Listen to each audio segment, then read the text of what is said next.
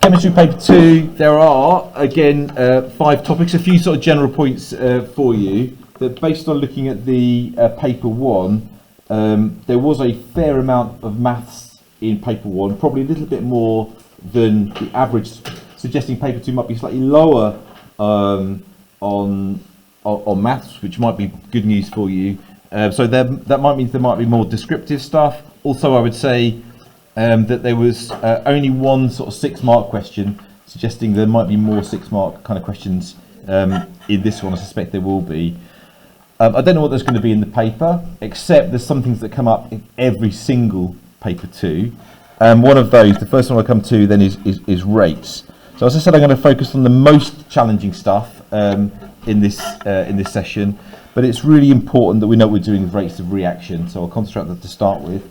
The first and most important thing is you must know and refer to the factors that affect or increase rate of reaction. You know what they are, and I'm not going to dwell too much on this, but you need to know the effect of increasing temperature, increasing concentration and pressure,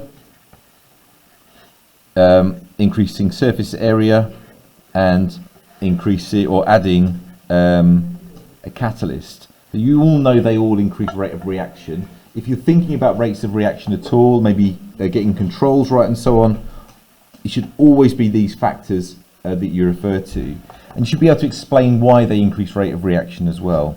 So for the temperature is the most difficult one. We've got increase of kinetic energy. We've got an increase in frequency of collisions. F word, C word are going to come up definitely in your paper tomorrow. If you're not mentioning the F word and the C word, frequency and collisions, you've missed something.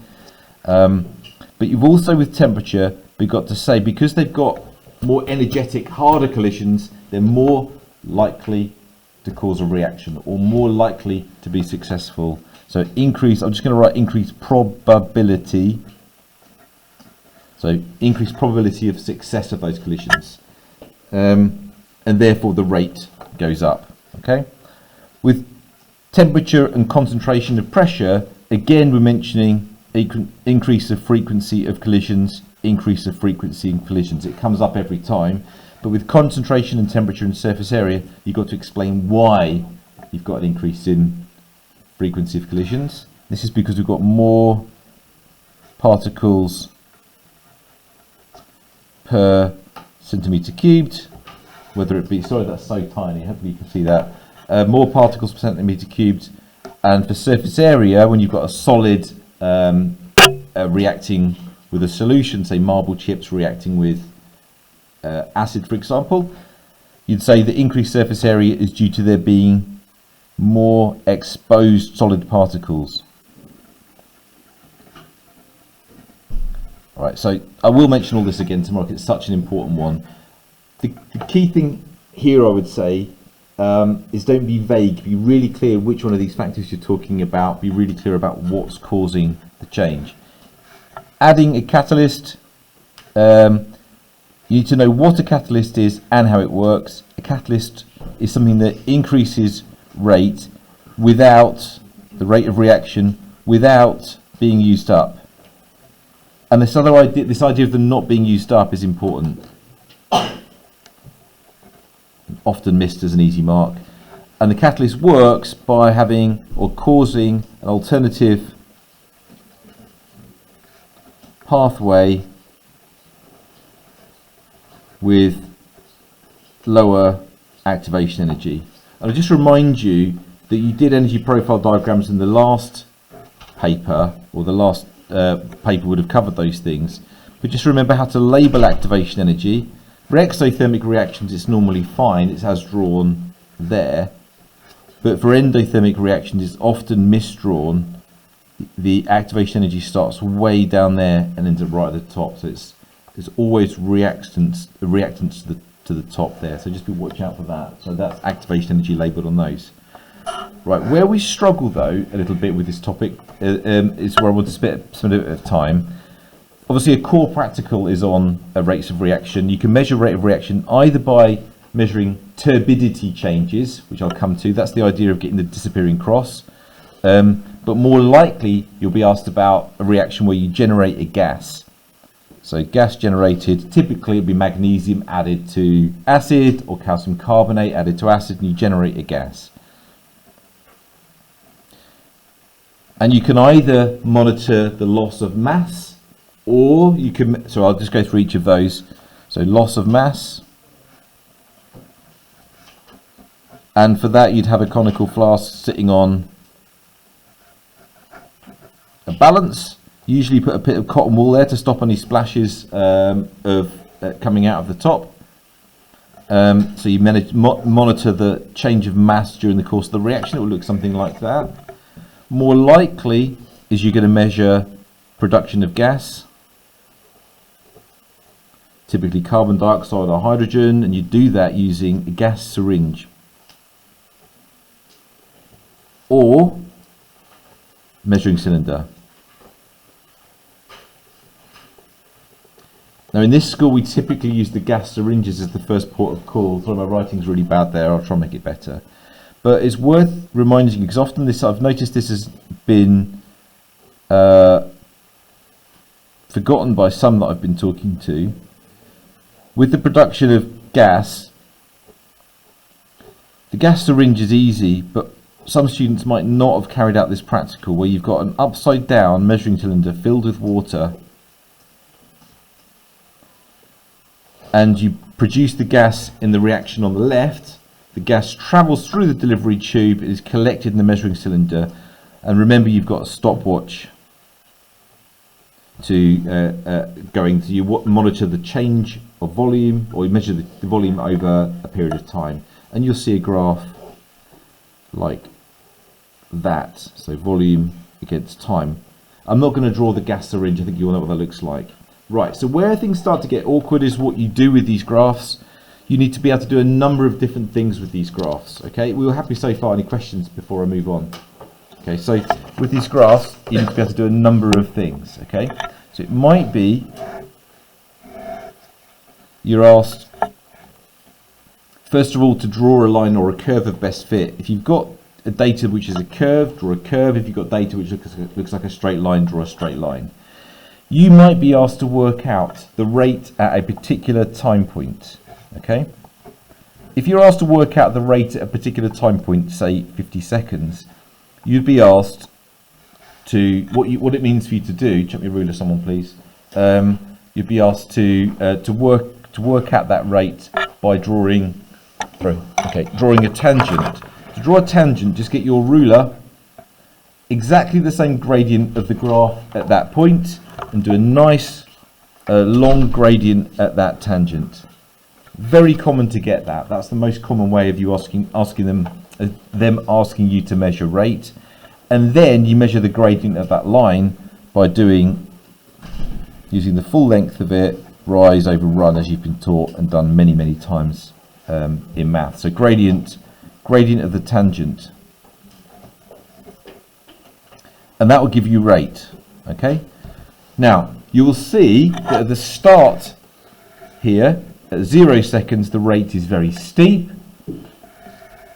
Here it's much shallower, and at the end it's very flat, and we'll talk about why that is in a moment, but I want to first of all cover the things we're doing with the graph.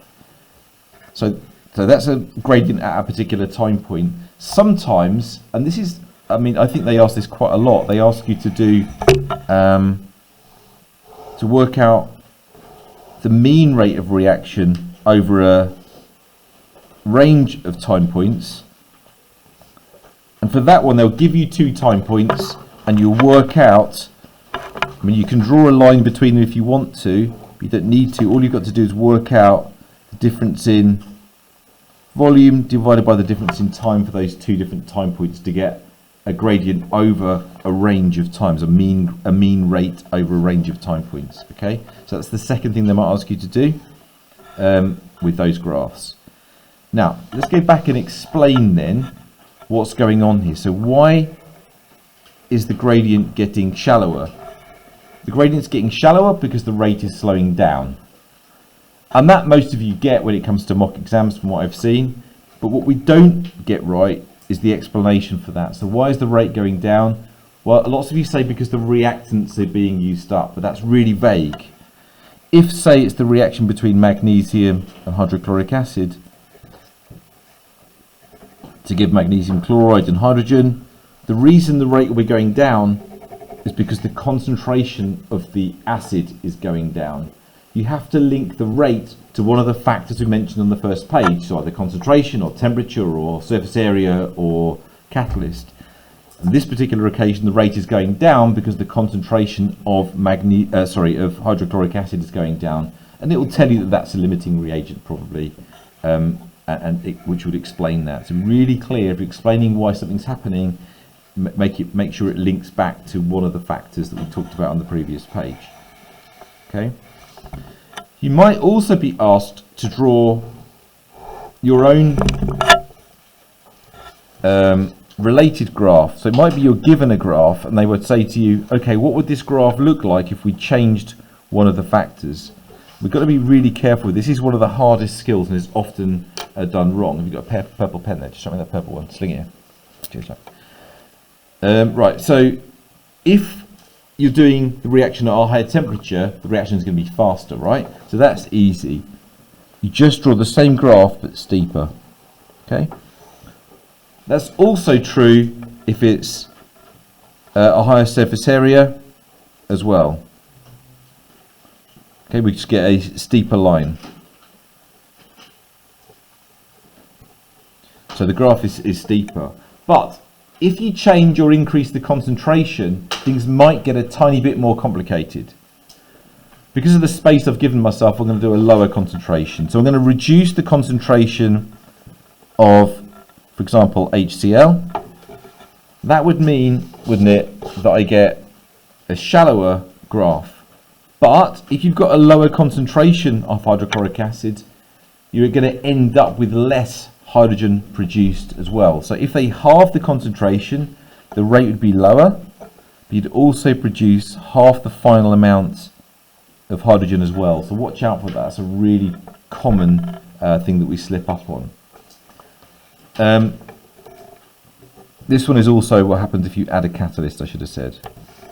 But just watch out there. If you halve the concentration, not only do you lower the rate, you also halve the quantity produced. Likewise, if you double the concentration, you'd increase the rate and double the volume of hydrogen produced. So quick, easy 2 marks there. Right, that's kind of all I wanted to do on rates, I think, apart from encourage you, please, to look at the disappearing cross reaction. With disappearing cross, it's simply the rate is 1 divided by the time. So if the concentration or temperature is low, you get a slow reaction, it takes a lot longer, and the rate, which is 1 over the time, is less. Okay, so it takes a longer, but it's but I'm not going to spend time on that today unless anyone desperately needs me to. Okay, any questions about disappearing cross? All right, I want to do some stuff on reversible reactions now, as requested by someone. This is definitely an area to spend some time on. I'm not going to spend, again, loads and loads of time on any one thing, but I'm going to lean a little bit towards triple as well here, because the most common reaction that's discussed in the reversible reactions topic is this reaction, which is the Haber process reaction, which is covered in a bit more detail in triple. So forgive me if I slide into a bit of triple stuff when I do this. Now you have to be able to explain what happens in an equilibrium reaction, in a reversible reaction. We're going to do a little bit of basics and just remind you that you have to you might have to define the term dynamic equilibrium. Dynamic equilibrium just means balance. It kind of means this reaction is balanced. It's going forward and backward at the same time. But so you might need an exam to give a precise definition for dynamic equilibrium, and that would be the rate of forward and reverse reaction is the same. Okay, could get 2 marks for that, because you've made it clear in this statement that it's a reversible reaction first of all, and you've also said the rate of the forward and reverse reaction is the same. So this is not a static equilibrium. This is not like a seesaw where it's not moving. This is some of the reactants are turning into products, but at the same time products are turning into reactions. It's happening at the same speed. Lots of people think that that means you've got to have the same amount of reactants and products. You don't. The equilibrium can lie very much to the left or very much to the right, favouring the products or favouring the reactants. I should have also said in here, by the way, this happens in a closed system, and that would get a mark sometimes, closed system. And the concentrations of substances do not change. Okay, once you've got dynamic equilibrium, the concentrations are no longer changing. Right, this idea that the equilibrium can shift is the idea that it can be lying very much in the middle, where you've got about 50-50% reactants and products, or it can shift to the left or to the right. We can influence that depending on what the conditions are.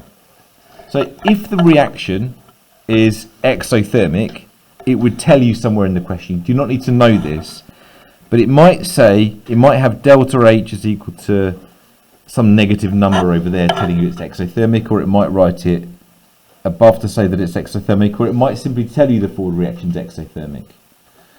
So let's explore that to start with. What would the effect of changing temperature be on the position of equilibrium? And back that up with an explanation which is satisfactory to the exam board. So temperature. If we've got an exothermic reaction, we're referring to the forward reaction, exo forward. So if we increase the temperature, what Le Chatelier's principle says is the equilibrium would shift to oppose the change made to the reaction.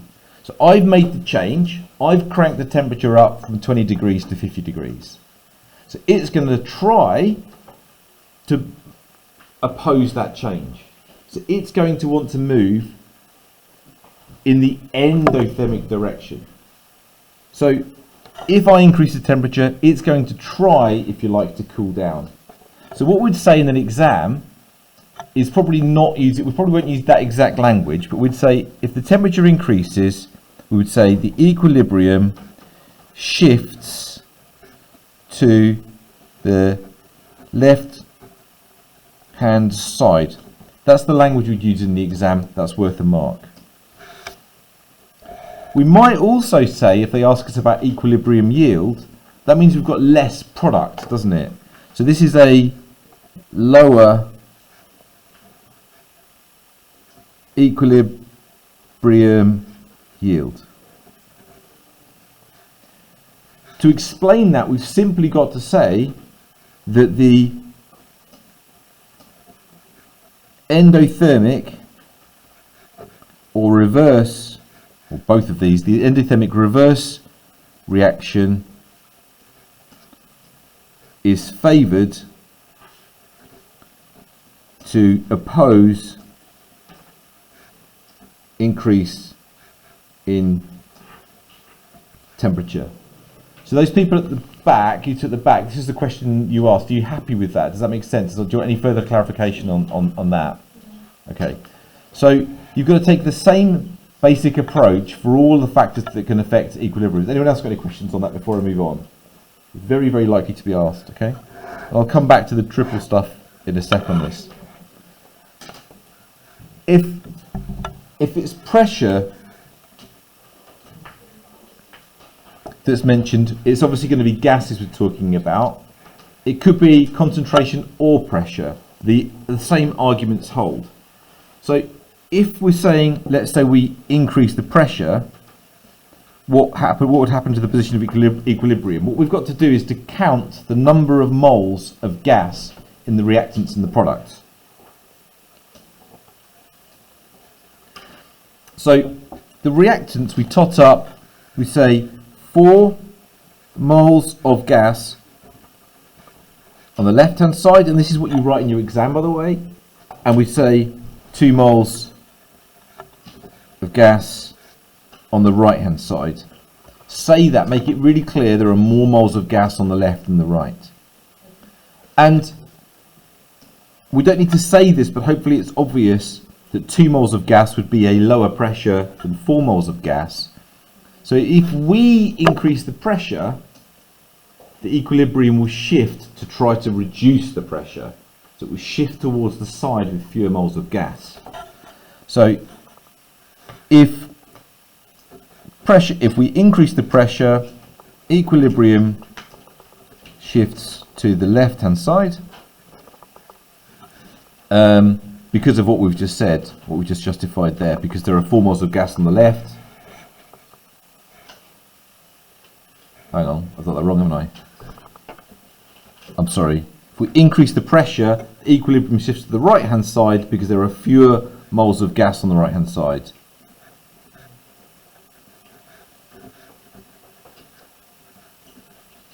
Okay, and so the equilibrium will shift to oppose the change made to get it will shift to oppose the change made to it again, just like before. And they're the most likely things you're going to get on that. But it could be that you also, if you look at this reaction, remove ammonia from the reaction. And again, the reaction or the equilibrium would shift to try to oppose that change. If I take ammonia away, it will try to replace it by shifting the equilibrium to the right. It's the same sort of argument that's going to be made there. So whatever we do to it, the equilibrium position will shift to oppose that change, and that's the language we use. Only thing I'd add here, one second, only thing I'd add here, for those of you doing triple, is you need to know this reaction well, and say that actually we might need to consider some compromise conditions here. So the equilibrium topic, although we split it out when we're teaching it to you, the equilibrium topic ties in with rate as well. So increasing the temperature increases the rate, and so it might be that we want to lower the temperature to increase the yield, but increase the temperature to increase the rate. And those two things are opposing, so we end up with this kind of compromise position. So if it's a question about production of ammonia, or it's a question about rate as well as equilibrium, we need to be careful that there might be opposing factors there. With pressure, again we've got a compromise. Increasing pressure increases the rate and the equilibrium yield, which is really good if you're making it to make money. But increasing the pressure and temperature as well, it costs a lot of money, and you need to make sure that you don't cost yourself more money than you make back by increasing the temperature. So there's a compromise there. Increasing pressure, you need better kit, you need energy to increase the pressure, and so on. Okay, so there's a compromise been taking place, and also the other thing with for triple is that you might need to remember that you had a catalyst there. Catalysts do not change the position of equilibrium, but they do increase the rate. Okay. Any questions about this? Yeah. What is it for like changing concentration? Is it the same? It's exactly the same as if I change these to aqueous, you'd say fewer moles of solute on the right, more moles of solute on the left. And it might be focusing on one of the solutes, one of the ions, say in solution, hydrogen ions, for example. So this flickering light off. I can't know what to do it. So if they say we remove acid by adding alkali, I mean that's more of an A-level question really, but the equilibrium would shift to oppose the removal of that solute, that ion, and so the equilibrium shift. It's exactly the same arguments. Yep. Okay, so I wasn't going to do any more for now on equilibria. That's important, meaty stuff that's going to come up. It's almost certain to come up. It comes up every time. I wanted to do a little bit of stuff on crude oil, because and the atmosphere topic. So we'll do some stuff on that. We'll focus initially on trilogy stuff, and we'll move on to some triple stuff later on. But crude oil, I don't really want to go through. I'm going to encourage you to go through please go through what the different fractions are and what each of the fractions are used for. They're set out really nicely in revision guide and set out there. I don't really want to go through that. If you haven't got a revision guide at home, you can find it on BBC Bite Size or whatever, or you can take a photo or borrow a revision guide for heaven's sake tonight or whatever. But let's remember a few details then. The ones at the top are shorter hydrocarbons, ones at the bottom are long hydrocarbons. Ones at the top therefore have low boiling points, ones at the bottom have high boiling points. Where people struggle with this is what I'm about to say though. So if you're asked to talk about the process of how fractional distillation is used to separate the fractions of crude oil, please remember that the first thing that happens is the crude oil is heated. It's heated there. We chuck in this very thick, viscous, sticky liquid. We pop it in to the chamber, the fractionating column, as vapours. And then the vapours travel around, they fill the space.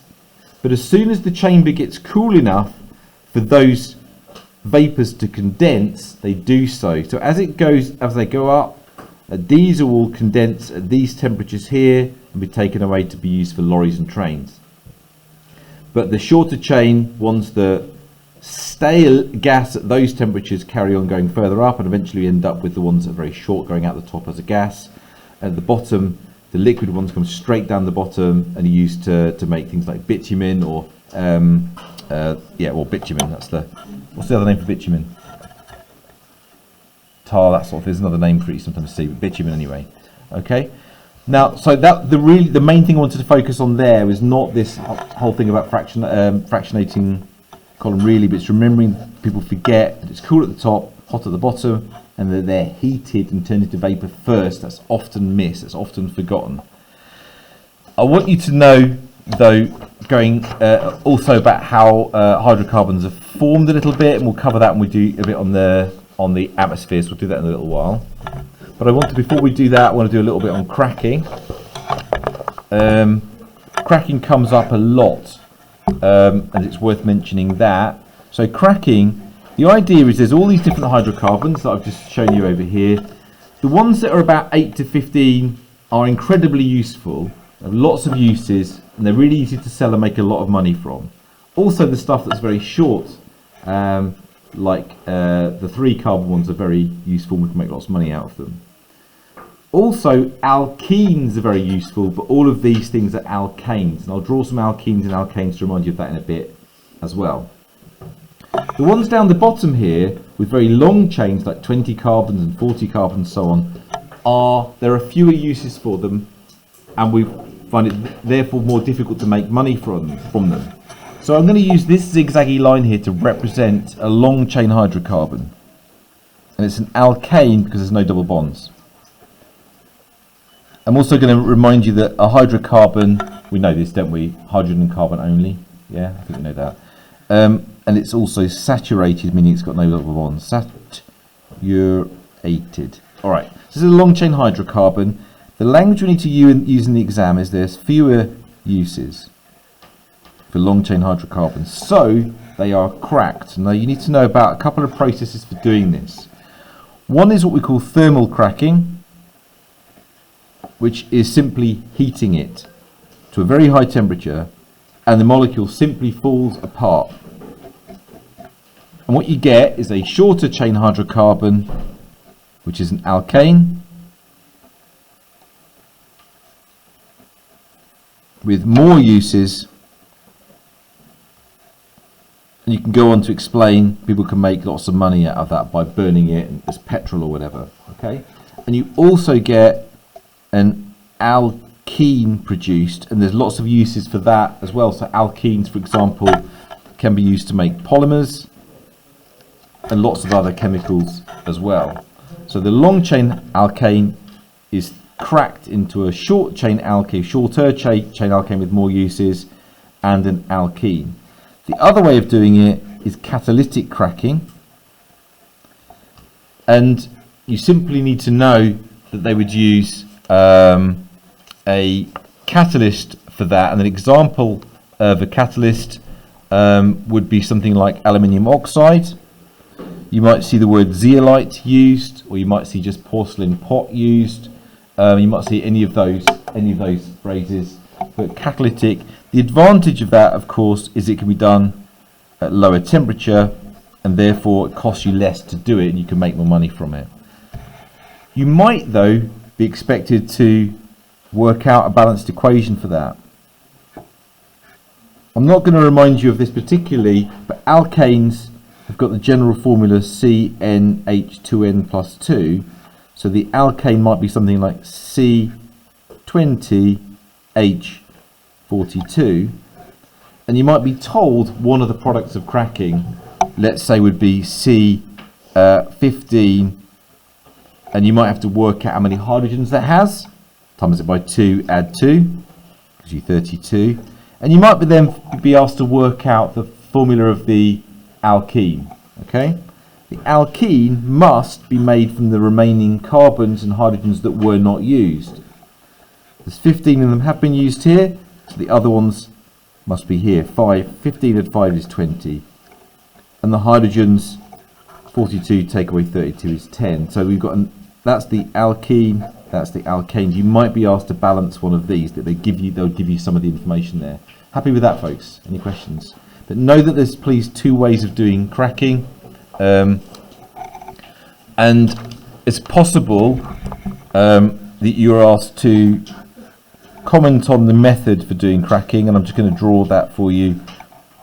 I've seen this a fair bit over the years, probably worth showing you briefly. There's not a diagram in here to show you, but essentially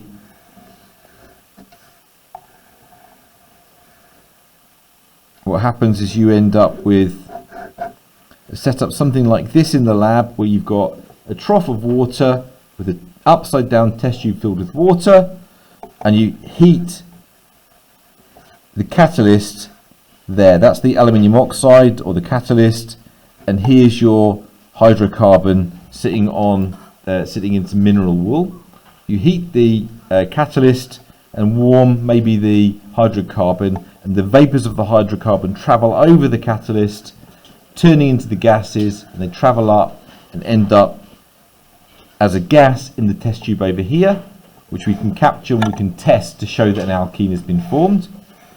And we test the alkene by chucking in bromine water, right? And if an alkene has been formed, the bromine water will go from orange to colourless. So make sure you know what's going on there. The one thing that's often missed with this is that there's this difficult process that when you're heating this, you're expanding all the gases inside the system here. So when you remove the heat, there is this risk that cold water can travel back up the delivery tube back into the hot test tube, causing this process called suck back, and that ends up with the cold water going into the hot flask, which is really dangerous, which is why we don't really do it in the lab anymore. We're not allowed to, but it means you have to remove the apparatus from the water first. You're expected to know the risk associated with suck back. Okay. All right. I'm going to move on to the atmosphere topic now, unless I've got any questions about crude oil. Any questions, folks? Here you are. Atmosphere. So I'm not going to, I don't think right now, go through. I'll do a very brief go through of the history of the atmosphere.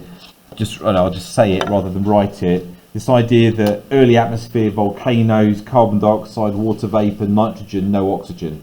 Right, happy with that? Just nod if you're kind of happy with that. If you're not, have a look at the early atmosphere tonight when you're looking at it. And the process, the story of how the atmosphere changes, an important one. It comes up quite a lot. The story is that eventually, as the Earth cooled, the water vapor cooled, turned into liquid water, formed the oceans.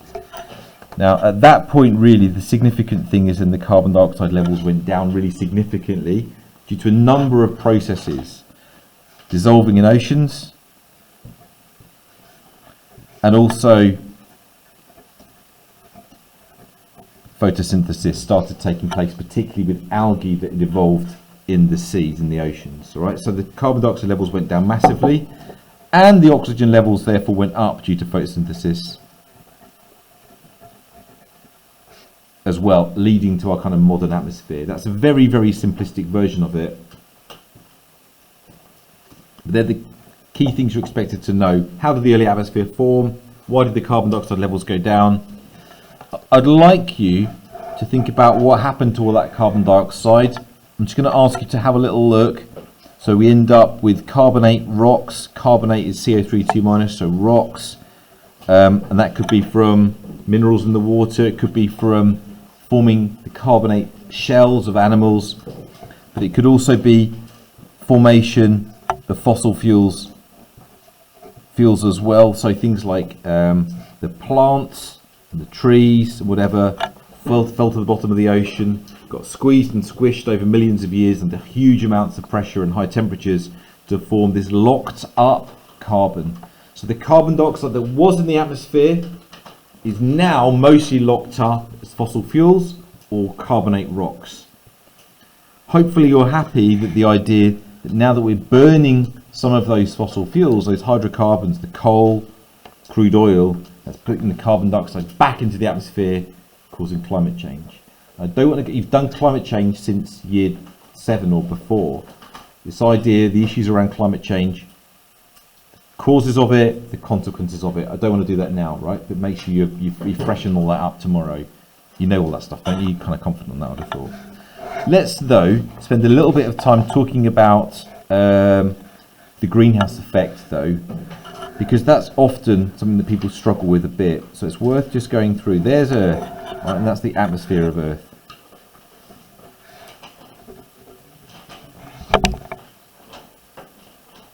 This is typically done quite badly, I would say, so it's worth just practicing this. So the sun is up here. I'm not going to draw the sun. You need to know the sequence of steps. The first of which is the sun is producing lots of short-wave radiation. I want you to know that it's short-wave, and that's important. So UV and Vis show short-wave. It's important that it's short-wave, and it's important that you know it's short-wave, because that passes through our atmosphere quite easily. Most of it passes through. Okay, there is a little bit of UV absorbed by ozone, but you don't need to know that at GCSE, so don't worry about anything to do with ozone. If you start thinking about ozone or the ozone layer, you're on the wrong track. You worry about that when you get to sixth form, okay? So UV, invisible light, travels straight through our atmosphere and hits the surface of the Earth. Now, you know from your physics that when there's this thing called conservation of energy, that light hits the surface of the Earth must therefore warm up a little bit. So the surface of the Earth gets a little bit hotter due to the light hitting it.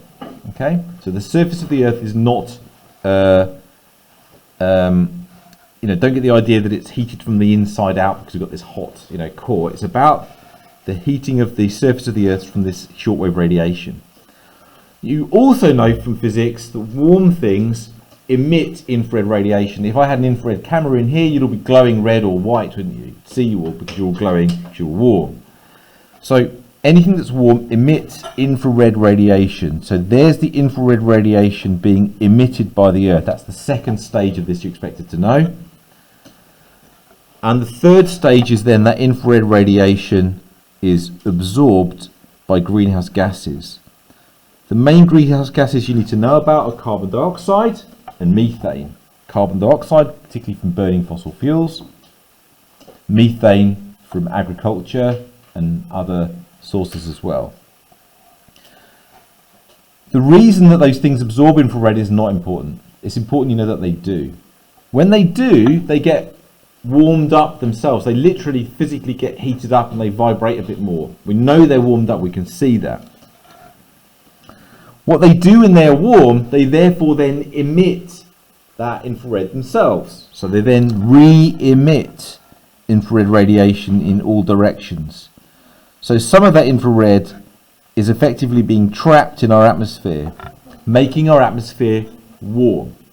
Now that's really important. The reason that's important is because you have to understand that the greenhouse effect is not a bad thing. the moon, which is the same distance from the Earth, same distance as the Earth from the sun, is cold, right? Really cold, because it doesn't have an atmosphere.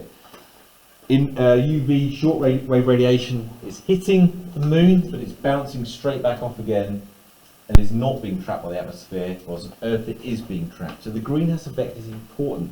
Without the greenhouse effect, it would be really cold. Without the greenhouse effect, we couldn't live on this planet. So it's an important thing.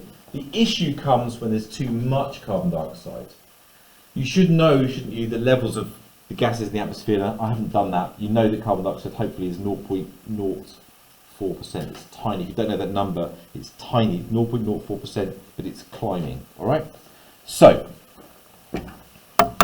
yeah, that's what I wanted to do with the greenhouse effect. Let's then think about the pollutants that come from burning fossil fuels as well.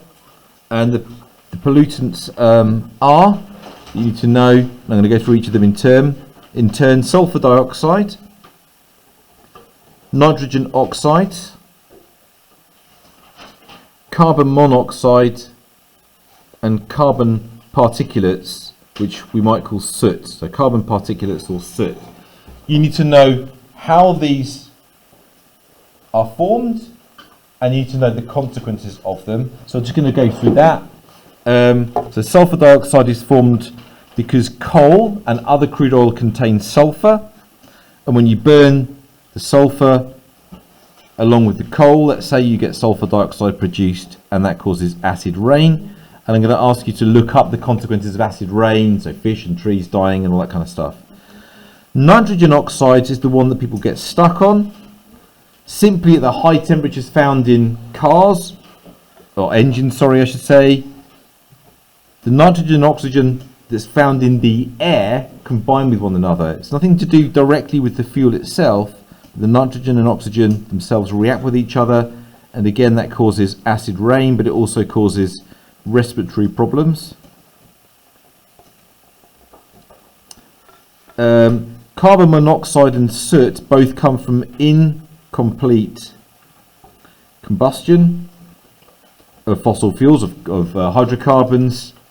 In other words, a lack of oxygen, and you end up with, say, for example, I don't know, methane, for example, burning with oxygen. I'm not going to try and balance this equation, but you get carbon dioxide, carbon monoxide, and soot, as well as water. You need to know that carbon monoxide is toxic.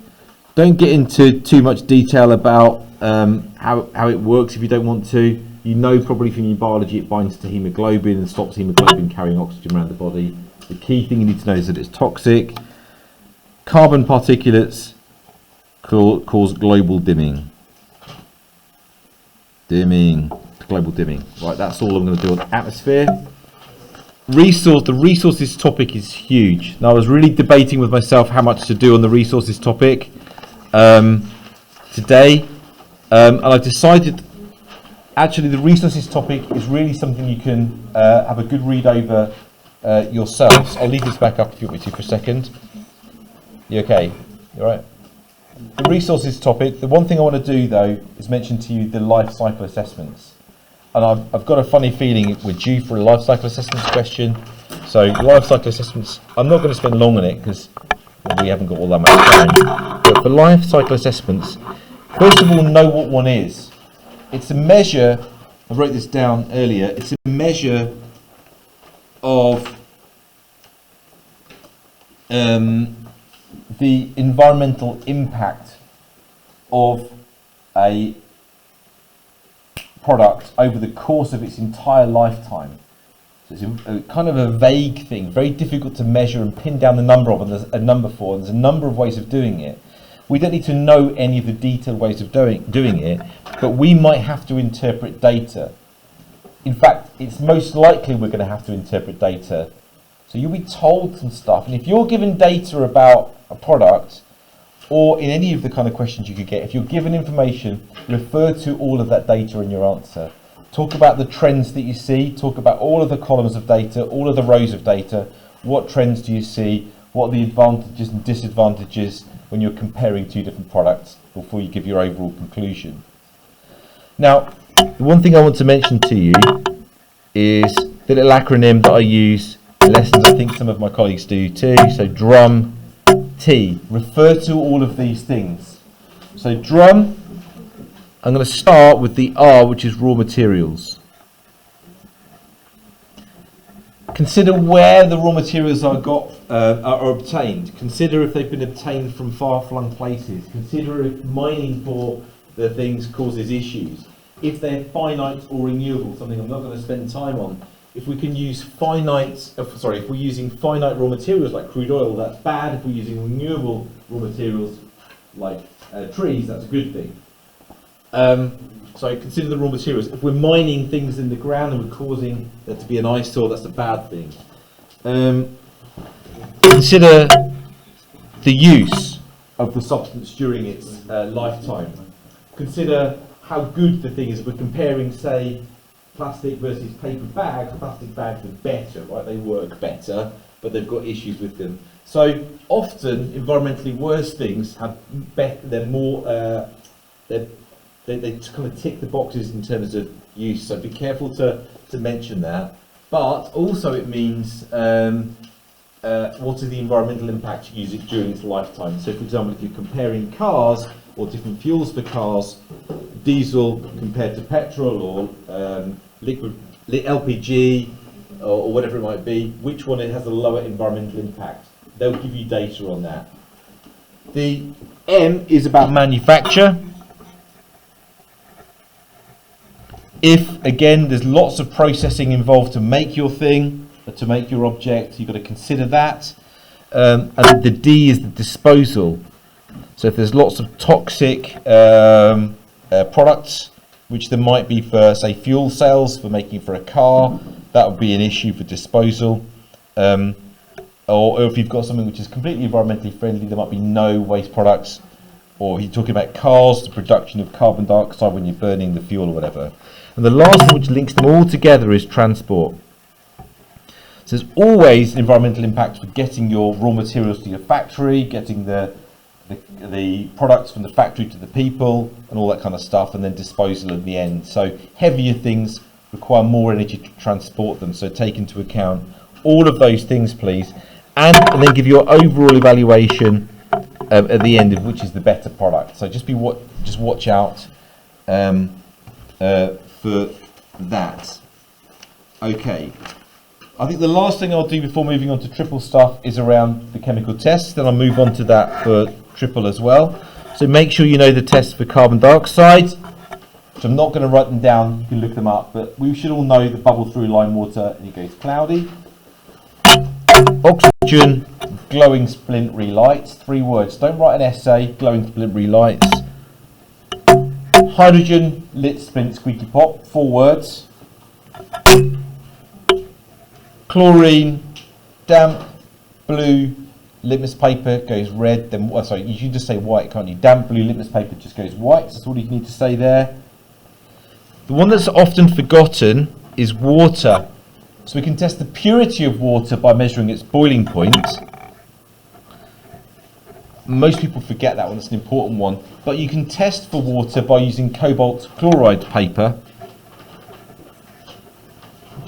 And I can never remember, so could someone confirm this? Cobalt chloride paper goes pink to blue if it's water's present? Just asked you to check that one. Anyone remember? I should have checked, really. Anyone know? Come on, Abby. Where's Cameron when you need him? He always remembers it for me.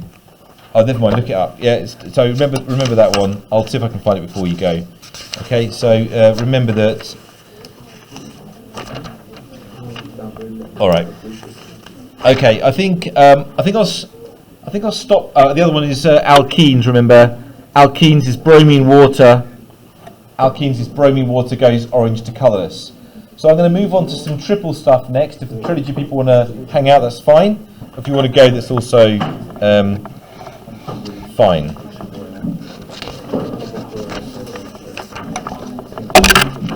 Okay.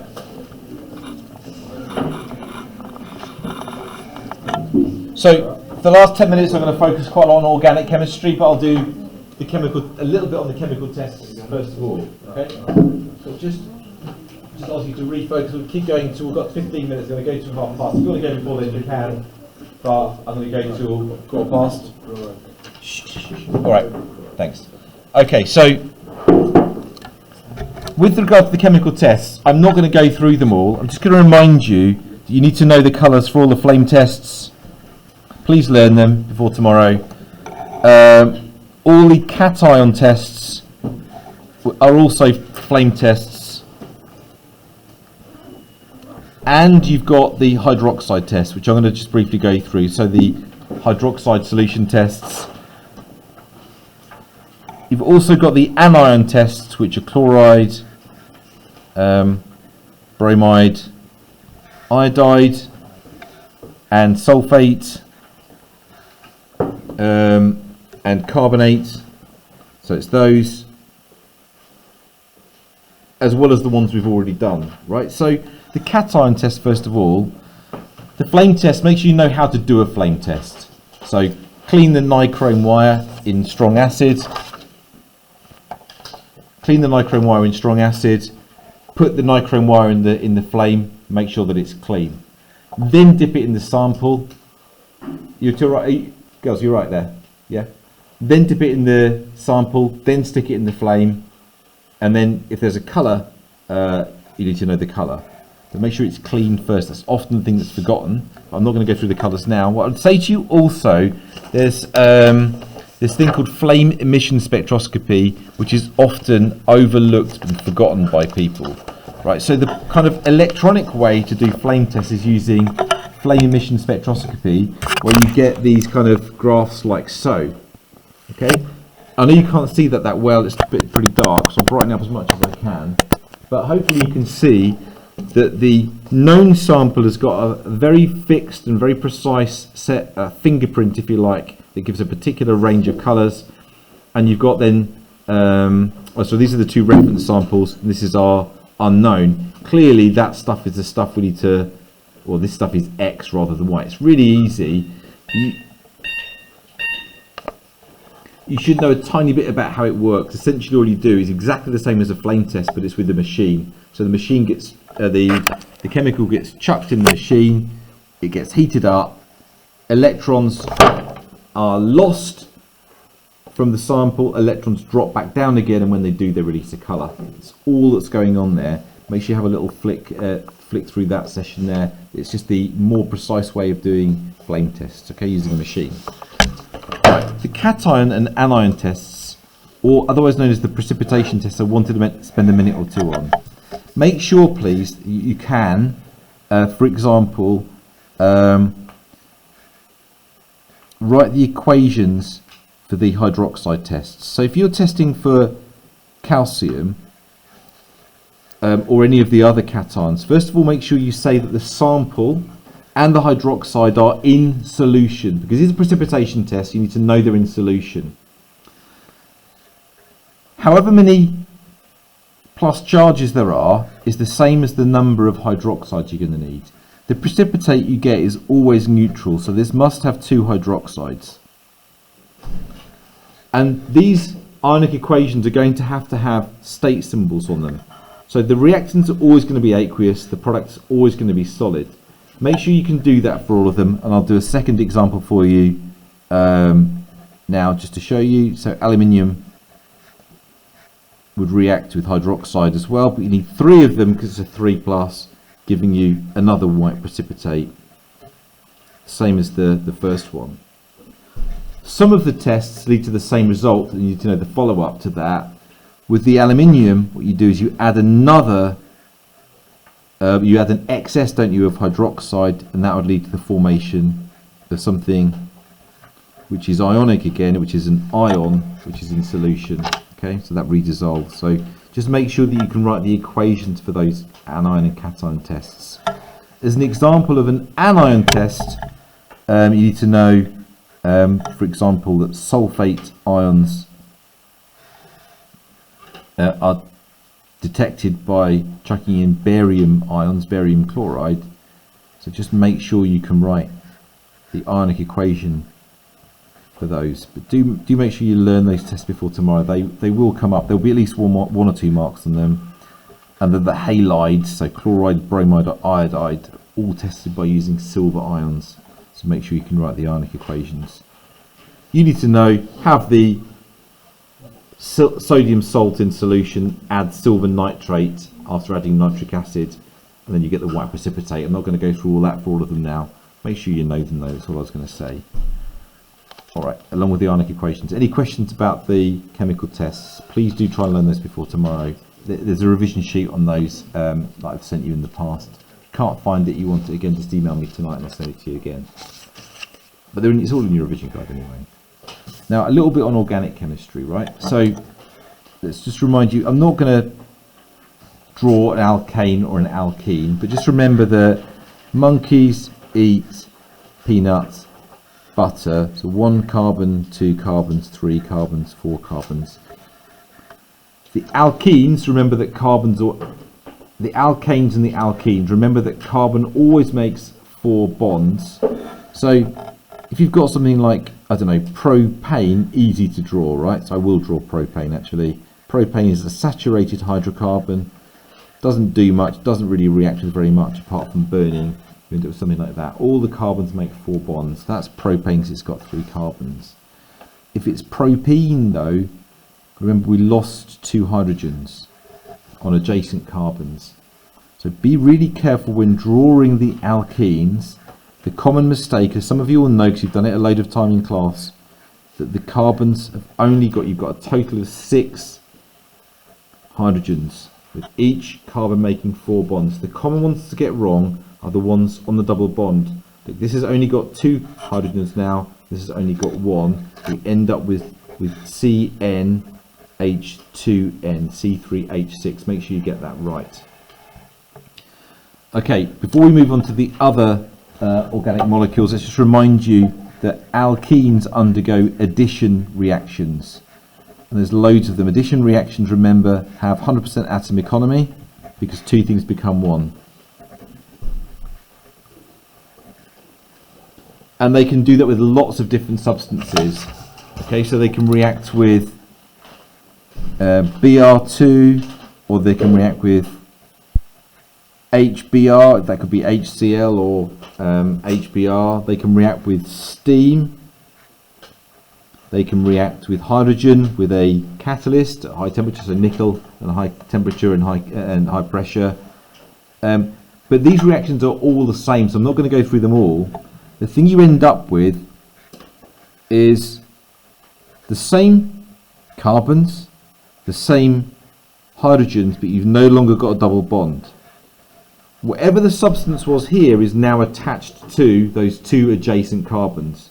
So if, for example, it was HBr, the H would be in one position and the Br in the other. If it was Br2, you'd have a Br in each position. If it was steam, water, you'd have H there and OH there, or whatever it might be. So it's simply addition reactions. The substance is added to the alkene. That comes up, that's very likely to come up. But let's make sure that you know, let's make sure, if I can, in the last 2 or 3 minutes, that you can draw alcohols.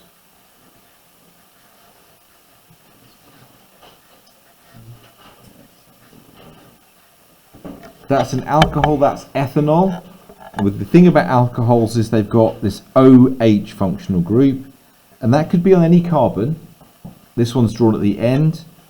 But remember that oxygen makes 2 bonds when you're drawing them. When you're drawing these things, make sure that the oxygen's got 2 bonds. That's the thing that makes it easy.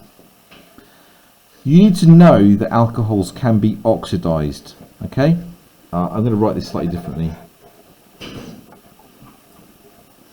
You need to know that alcohols can be oxidized, and you need to know how to write that as an equation. So if you leave a bottle of wine open for a few days, it will oxidize and form carboxylic acid. So you can do this simply with air, and represented oxidation with this 2 in square brackets. You need to be able to do that and balance this equation. This is quite a difficult skill, and needs you to know the formula and how to draw the carboxylic acid that I've squeezed into there. The question then comes up, what's happened to this hydrogen and this hydrogen. Yes, they've been replaced with an oxygen, but those two hydrogens have ended up combining with another oxygen to make water, which is why we needed two oxygens. One of these oxygens has ended up here, and the other one has ended up making water. So watch out for that. Any questions about that? Does that make sense? That's a vague question, but any questions about that you'd like me to answer? Happy? You also would need to know that you can burn alcohols really readily, and they burn much more easily than hydrocarbons because they've already got an oxygen in there. They need a little bit less oxygen to burn them, so they burn quite nicely and you get lovely blue flames from them, so that's quite a nice thing to know. The carboxylic acids, again, if you're really pushing those top marks, I'd love you to know that carboxylic acids react with alcohols. I'm going to use this as an example. The key thing to know here for this is that these are condensation reactions. Condensation reaction, which means you lose water, so water produced, which is condensation. I'm not going to write it, I've got time. And so that water's got to come from somewhere. If you can possibly remember, the water must come from the oxygen and hydrogens that are between the carboxylic acid and the alcohol. So point them at each other, draw a box around the OH and the H. If you use this OH and this H, it doesn't matter, you get the same product. All you've then got to do is to join together the carbon, which was joined to the OH, and the oxygen over here that was joined to the hydrogen. You join those together, you end up with the ester. And esters have this structure, and I'd love you to know about esters before tomorrow if you possibly can get your head around it. And esters, you need to know, smell nice, and they're used in perfumes and things like that. And you also get water as a byproduct, remember, that's the key thing to forget. Now what I haven't done is spend any time on polymerization, and I'm going to run out of time before I do that. But have a look if you can. I'd probably spend, if you want to really push those top marks, make sure you've looked at both addition and condensation polymerization, and make sure you know that addition polymerization, you only get one product, and it's the double bonds have disappeared. And with condensation polymerization, you've got this reaction happening over and over and over again. The key thing to remember is that water's produced in those. Indeed, the detail of it is actually something I'm not going to try to cover now. Look, it's time for me to stop. We all need to go and be other places. But if you've got any last minute urgent questions, I'll deal with them, but I'll stop the video there. I'll do something tomorrow. I'll try not to do exactly the same things. I'll do a few different bits and pieces. Do let me know if you're going to come tomorrow morning early. Do email me any questions you want me to deal with in the morning, and I'll do that. Okay.